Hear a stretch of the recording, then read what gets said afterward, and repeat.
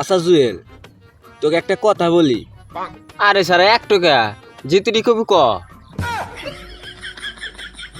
আচ্ছা ধর তুই চড়ার ভিতর গেছস, তোর রুম জোরে আগা আইছে,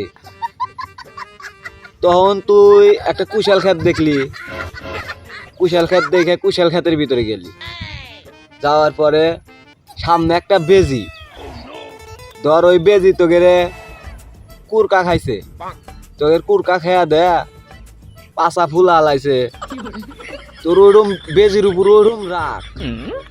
আচ্ছা তখন বেজিক ধরে তুই কি করবি? তুই তো একবারই গেছস, তোর বেজির উপর ওরম রাখ, তুই কি করবি এই বেজিক ধরে? আমি কুশাল খেতে একবার বসমু আর আমার সামনে দেয় বেজি আমাকে মুরগি খাওয়া যাইব। নয় বেজি কাম কি হরম আমি আর তুই যে মাঝে মধ্যে যে ল্যাট্রিনে যা হরি তা কি বেজি কি হরা দেবো? শালা হনুমানের বাচ্চা, থাক গেলাম।